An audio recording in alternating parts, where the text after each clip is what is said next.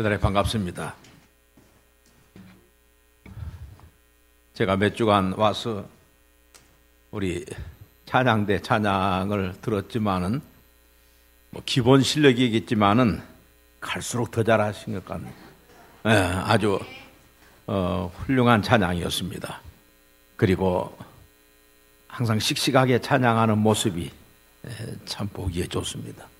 대단히 감사를 드리고 또 늘 보지만 지금은 앞에 갔지만은 여기 아주 좋은 바이올린이나 또 플루트, 작은 클라리넷 등등의 이런 악기로 또 반주자들 우리 모두가 다 감사를 드립니다.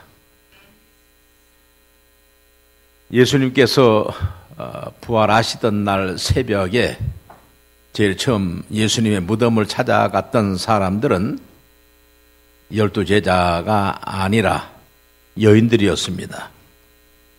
대부분의 여인들이 갈릴리에서 온 여인들이었습니다.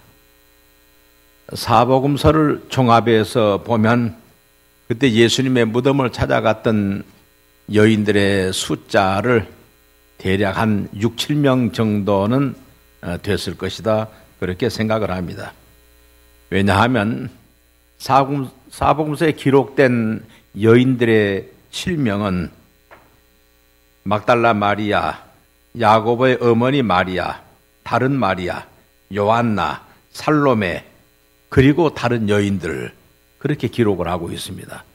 그렇기 때문에 틀림없이 6, 7명, 만약 다른 여인들이 몇 명이었는가는 정확하게 모르기 때문에 그 정도는 넉넉히 됐으리라 생각합니다. 이 여인들이 예수님 사후 3일째 되는 날 새벽에 무덤에 도착했을 때 그때는 이미 예수님께서 부활하신 직후였습니다. 무덤을 굳게 닫고 있었던 돌은 굴려져 있었고 무덤 안에는 예수님의 시신이 보이지 않았습니다. 여인들은 몹시 놀랐습니다. 그때였습니다. 천사가 여자들에게 말하여 이르되 너희가 무서워하지 말라. 십자가에 못 박이신 예수를 너희가 찾는 줄을 내가 아노라. 그가 여기 계시지 않고 그의 말씀하시던 대로 살아나셨느니라. 와서 그가 누우셨던 곳을 보라. 또 빨리 가서 그의 제자들에게 이르되 그가 죽은 자 가운데서 살아나셨고 너희보다 먼저 갈릴리로 가시나니 거기서 너희가 배우리라 하라. 마태복음 28장 5절에서 7절에 말씀하고 있습니다. 여인들이 천사의 말을 듣고 제자들에게 전해주기 위해서 달려가던 중 부활하신 예수님께서 여인들에게 나타나셨습니다. 평안하뇨 하니 여인들이 예수님의 발을 붙잡고 그 앞에 경배하니라. 오늘 읽어드린 본문에 있는 말씀입니다. 예수님께서는 여인들에게 무서워 말라. 가서 내 형제들에게 갈릴리로 가라 하라. 거기서 나를 보리라 하셨습니다. 부활하신 예수님께서는 즉시 갈릴리로 가기를 원하셨습니다. 왜 예수님께서는 부활하신 후 첫 번째 장소를 갈릴리로 정하셨을까? 그곳에 가셔서 당신이 사랑하는 제자들을 만나시고자 하신 이유가 무엇이었을까? 갈릴리를 선택하신 이유가 어디 있는가? 그 당시 정치, 경제, 문화, 종교 등 모든 것의 중심이었던, 그리고 부활하신 그 현장이었던 예루살렘이 아니었습니다. 또 예수님의 제자들이 은둔에 있었던 것도 물론 아니었습니다. 왜 하필이면 촌스러운 갈릴리를 선택하시어서 제자들로 하여금 갈릴리로 가라 하고 갈릴리에서 만나자고 하셨을까? 예루살렘이 싫어서였을까? 그럴 수도 있습니다.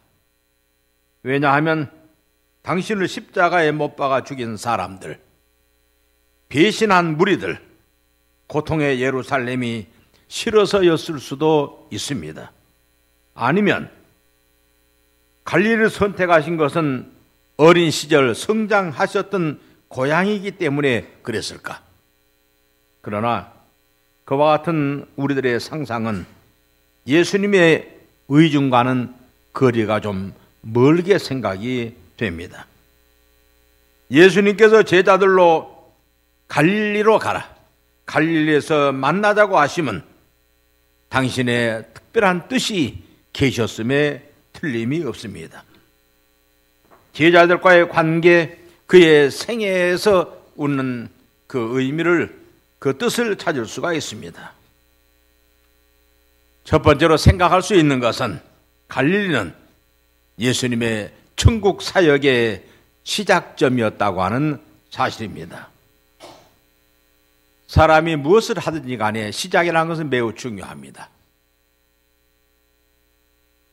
예수님의 사역의 첫 번 시작이었던 갈릴리는 예수님께서 잊을 수 없는 곳이었던 것이 사실입니다. 1961년에 제가 대전 유성장로교회를 첫 번 시무했습니다. 그때가 1961년이니까 지금으로부터 정확하게 55년 전입니다. 그때는 제가 신학교 3학년 때였는데 그때만 해도 신학생이 교회를 담임할 수 있었습니다. 그 당시에 유성에는 유성장로교회가 유일하게 우리 교단 교회가 있었습니다. 지금도 유성장로교회는 유성에서는 대표적인 교회입니다. 그 교회에서 제가 첫 번 사역을 시작을 했기 때문에 내가 지금까지 살아오면서 저는 유성을 잊지 않습니다. 그리고 유성교회를 제가 잊지 않습니다. 50희년에서도 그리고 60년, 지난번에 60주년 때도 제가 유성교회를 다녀온 일이 있습니다. 어떠든지 사람들이 이와 같이 자기의 어떤 소중한 일의 시작이라고 하는 것은 매우 중요한 일입니다. 예수님께서 갈릴리로 가라 하면서 갈릴리를 선택하신 이유는 틀림없이 예수님께서 당신의 사역의 시작이었기 때문에 갈릴리를 특별히 택하셨으리라 생각을 합니다. 그리고 이 갈릴리는 당신의 제자들을 첫 번 부르시기도 하셨습니다. 마태복음 4장에 의하면 예수님께서 공생애를 시작하시면서 광야에 나아가 40일 동안 금식 기도하시고 그리고 갈릴리에 오셔서 제자들을 부르십니다. 마태복음 4장 18절 이하에서 보면 갈릴리 해변에 다니시다가 두 형제 곧 베드로라 하는 시몬과 그 형제 안드레가 바다에 그물 던지는 것을 보시니 그들은 어부라. 나를 따라오라. 내가 너희로 사람을 낚는 어부가 되게 하리라 하시니 그들이 곧 그물을 버려두고 예수를 따르리라. 거기서 더 가시다가 다른 두 형제 곧 세베대의 아들 야고보와 그 형제 요한이 그 붙인 세베대와 한 가지로 배에서 그물 깁는 것을 보시고 부르시니 제가 곧 배와 붙임을 두고 예수를 따르니라고 했습니다. 매우 감동적인 장면입니다. 천국 사역을 위하여 첫 번째로 부르신 제자들입니다. 또한 갈릴리 지역은 예수님께서 그 지역을 두루 다니시면서 회당에서 가르치셨고 요한복음 2장에서는 첫 번째 기적이었던 물로 포도주를 만들으셨던 것이 바로 갈릴리 가나이기도 했습니다. 이처럼 예수님께서는 갈릴리에서 당신의 공생을 시작하시고 입을 열어 말씀하시되 회개하라 천국이 가까웠느니라 외치셨습니다. 이와 같이 갈릴리는 당신의 첫 사역지로 복음을 선포하시고 제자들을 불러 훈련시키시고 가르치시고 기적을 행하셨습니다. 그러므로 갈릴리는 예수님에게 있어서는 가장 잊을 수 없는 첫 번 출발의 장소였습니다. 예수님의 제자들에게 있어서도 마찬가지입니다. 역시 그 제자들도 갈릴리에서 예수님을 첫 번 만나시고 저들의 신앙이 시작되었고 사역이 시작되었던 곳이기 때문에 갈릴리는 바로 그들에게 있어서 그들의 인생을 새 출발한 곳이기도 했습니다. 천국 사역은 물론이거니와 새 시대를 건설해야 하는 야망을 안고 예수님의 제자로서의 삶을 시작한 것이 곧 갈릴리였습니다. 그러므로 제자들에게 있어서의 갈릴리는 신앙과 사명의 원점입니다. 그들은 예수님께로부터 선택과 부름을 받았다는 감격을 안고 그들의 젊음, 그들의 왕성한 청춘을 다 바쳐 주님을 섬기며 주님과 함께 하나님 나라 건설을 위해 헌신을 다짐했던 것이 바로 갈릴리입니다. 그런데 그들에게 있어서 바로 그때 그들의 모습은 어떠했던가? 원대한 꿈이 깨어지고 자포자기 상태의 그들의 모습은 어떤 점에서는 몹시 초라하고 불쌍하기 그지없습니다. 웃는 그들만을 탓할 수가 없습니다. 왜냐하면 그들에게 닥쳐온 현실이 그들을 그렇게 만들었는지도 모릅니다. 3년 동안 세상의 모든 것 다 떨쳐버리고 오직 주님만을 바라보면서 이 땅에 새 시대를 열어보자고 다짐했던 그들이 주는 그리스도시요 살아계신 하나님의 아들이십니다. 이와 같이 신앙 고백을 했던 오늘 그들이 아닙니까? 그런데 그토록 믿고 의지했던 주님께서 십자가에 달려 죽으시고 무덤에 장사지는 바 되었으니 어느 누구라도 실망하지 않을 수 없지 않겠습니까?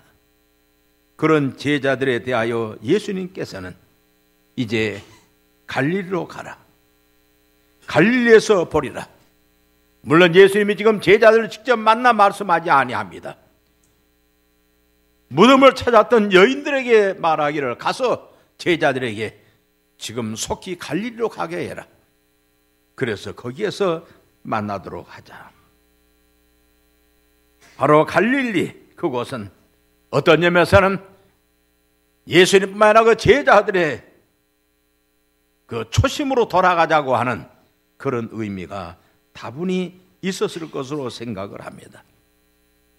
또한 예수님께서 갈릴리로 가라, 갈릴리에서 만나자고 하신 것은 용서의 의미가 있습니다. 지금 제자들은 예수님의 죽음에 대하여 시리에 빠져 있지만 정작 부활하신 주님을 만난다고 하면 기쁨에 앞서서 예수님의 모습을 뵐 수 없을 만한 그런 죄책감, 정말 저들이 그런 마음 때문에 예수님 앞에 감히 설 수 없는 그런 형편입니다. 수제자 베드로를 생각해 봅시다. 다 주를 버릴지라도 나는 언제든지 버리지 않겠습니다라고 평소에 그렇게 말하지 아니했습니까? 그랬던 베드로가 정작 예수님께서 십자가에 돌아가셔야 될 그런 형편에 있었을 때는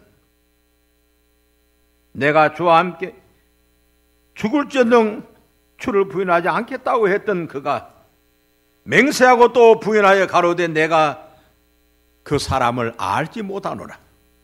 저주하며 맹세하여 가로되 내가 그 사람을 알지 못한다고 거듭 말했습니다. 베드로는 자신을 돌아볼 때 부끄러움이 아니라 죄책감에 감히 주님을 만날 수 없는 그런 형편입니다. 그런데 베드로만이겠습니까? 다른 제자들은 어떠합니까? 그들 또한 떳떳지 못한 것이 사실입니다. 왜냐하면 그래도 베드로는 대제사장의 뜰까지 예수님의 뒤를 따르지 아니했습니까? 비록 대제사장의 뜰에서 그가 예수님 부인하긴 했지만은 그 뜰에까지는 갑니다. 그런데 다른 제자들의 모습은 전혀 볼 수가 없었습니다. 그런 제자들에게 예수님께서는 갈릴리로 가라, 거기서 보리라고 하십니다. 그것은 벌써 내가 너희를 용서했노라고 하는 주님의 마음이 있습니다. 그렇습니다. 여러분, 예수님께서 부활하시고 40일 동안 세상에 계셨습니다. 그리고 제자들과 늘 만나셨습니다.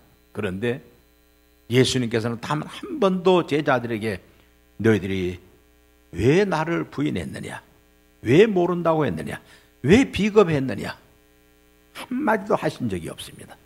성경 어디를 봐도 예수님께서 제자들에게 그런 표현을 하신 적이 없습니다. 그것은 벌써 예수님께서 제자들을 용서하셨다고 하는 사실을 알 수가 있습니다. 그런 예수님께서 얼마 후에는 또 디베랴 바다에 오셔서 말씀하십니다. 요한의 아들 시몬아, 내가 이 사람들보다 나를 더 사랑하느냐? 가로되 주여 그러하외다. 내가 주를 사랑하는 줄 주께서 아시나이다. 주께서 가라사대 내 양을 먹이라. 3번 거듭 말씀하였습니다. 이는 이미 내가 너를 용서했노라 하신 주님의 마음입니다. 그리고 그들이 해야 될 사역을 재확인시켜 줍니다. 내 양을 먹이라, 내 양을 치라 하시면 제자들이 새롭게 해야 될 그들의 사명을 말씀해 주고 있습니다. 지금도 주님께서는 우리를 용서하고 계시지 아니합니까? 생각하면 우리가 주님 앞에 심히 부끄러운 모습들이지만, 그러나 우리 주님께서는 우리의 부끄러운 모습 모든 죄악을 용서하십니다. 요한복음 8장에서 보면 당시에 바리새인과 서기관들이 현장에서 가늠한 여인 하나를 데려다가 예수님 앞에 세웁니다. 율법에는 이 여인을 돌로 쳐서 죽이라고 했는데 어찌할까요? 예수님께서 오랜 침묵을 하시고, 그리고 예수님께서 말씀을 하십니다. 누구든지 죄 없는 자는 이 여인을 향해서 돌을 던지라. 죄 없는 자는 이 여인에게 돌을 던지라고 했을 때 그 여인을 중심에서 둘러있던 사람들 하나 둘씩 그 현장을 다 빠져나갔습니다. 예수님께서 여인에게 말했습니다. 나도 너를 정죄하지 아니하겠다. 가라. 다시는 그러지 마라. 오늘 예수님께서 우리 향해서도 말씀하십니다. 내가 너희를 정죄하지 아니하노라. 만일 우리 향해서 주님께서 정죄하신다면 우리는 설 곳이 없습니다. 그러나 우리 주님께서는 지금도 우리 향해서 내가 너를 정죄하지 아니하노라고 말씀하십니다. 또한 예수님께서 갈릴리를 선택하신 이유가 있습니다. 그것은 소외된 갈릴리, 그리고 그곳에 실망한 자들을 먼저 찾고 싶으신 마음입니다. 당시 이스라엘 땅을 3등분으로 나누어 생각할 수가 있습니다. 남쪽 지방을 유대 땅이라고 해서 예루살렘이 중심이 되었고, 중부 지역은 사마리아 지역이며 북쪽 지역은 갈릴리 호수가 있어 흔히 갈릴리 지역이라고 말했습니다. 그런데 갈릴리 지역은 권력과는 거리가 먼 서민들이 모여 사는 지역으로 힘없는 사람들, 가난한 사람들, 억압과 수탈을 당했던 사람들, 정치, 경제, 문화, 교육, 심지어는 종교적인 면에서까지라도 모든 혜택이 제한되어 있는 소외된 사람들의 땅이었음에 틀림이 없습니다. 예루살렘이 그 모든 것의 중심지로서 권력과 부와 명예가 결집된 곳이라고 하면 갈릴리는 변두리 인생들이 모여 사는 한 많은 사람들의 고장이었습니다. 아마도 그러기 때문에 갈릴리 사람들이 더 열정적으로 예수님을 좋아했고 환영했을 것이라고 생각을 합니다. 평소에도 예수님께서 갈릴리에 가시면 언제나 사람들로 인산인해를 이루었습니다. 해변으로 가시면 해변으로 몰려옵니다. 들녘으로 가시면 들녘으로 몰려왔습니다. 집안으로 가면 그 집안이 용신할 수 없을 만큼 사람들이 몰려왔습니다. 어느 때나 사람들이 예수님의 뒤를 따랐습니다. 성경은 말하기를 장정만 5,000명이 넘었다고 말하고 있습니다. 그러기에 오병이어 이 기적의 사건은 유일하게 갈릴리에서만 행하였던 것입니다. 그렇게도 열렬히 따랐던 갈릴리 사람들, 저들은 예수님께서 마지막 예루살렘 길에 오르실 때 그들의 기대는 금방이라도 메시아 왕국이 건설될 것으로 믿었던 것입니다. 그런데 메시아로 이 땅에 오신 예수님께서 예루살렘에 가셔서 고난을 받으시고 십자가의 죽음을 당하셨다는 소식은 온 갈릴리 사람들로 하여금 슬픔을 금할 수 없게 했고 한없는 절망 상태에 빠지게 되었던 것입니다. 그 일을 왜 예수님께서 모르시겠습니까? 부활하신 주님께서는 누구보다도 먼저 갈릴리 사람들이 머리에 떠오르신 것이었습니다. 가난하고 미천한 갈릴리 사람들, 그럼에도 불구하고 누구보다도 예수님을 사랑했고 믿었던 갈릴리 사람들의 기억을 어찌 잊을 수가 있었겠습니까? 예수님을 십자가에 못 박으라고 소리소리 질렀던 예루살렘 사람들이 아닌, 비록 천하고 가난하고 소외된 사람들일지라도 누구보다도 진솔하고 순수하고 열정적으로 예수님을 사랑했던 갈릴리 사람, 바로 그들을 예수님이 먼저 생각하고 먼저 만나고 싶었던 사람들이었다고 저는 분명히 말하고 싶습니다. 그리하여 저들에게 절망 가운데 소망을 주시고자 했고, 슬픔 가운데 있는 저들에게 위로와 기쁨을 주고 싶었고, 그리고 영원하신 메시아 왕국을 보여주시고자 했던 우리 주님의 기쁜 심정을 엿보게 됩니다. 갈릴리에 대한 깊은 애정을 안고 계신 주님께서는 갈릴리로 가라, 거기서 나를 보리라 하셨습니다. 마지막으로 말씀드립니다. 갈릴리, 예수님께서 갈릴리를 특별히 선택하신 것은 새로운 시작을 의미하신 뜻이 있습니다. 천국 사역의 시작이었던 갈릴리로 가자고 하심은 새로운 출발을 의미하신 것이며, 또한 첫 번 결단의 심정으로 돌아가자고 하는, 원점으로 돌아가서 새롭게 시작하자고 하는 그런 의미가 다분히 있지 않겠습니까? 제자들은 예수님의 죽음과 함께 이제는 모든 것이 끝나지 아니했는가 했을 것입니다. 지난날의 모든 꿈이 깨어진 것으로 생각했던 것입니다. 젊음을 바친 야망이 물거품처럼 사라지게 되었다고 그렇게 느꼈을 것으로 생각합니다. 시리와 절망에 빠진 제자들을 다른 곳이 아닌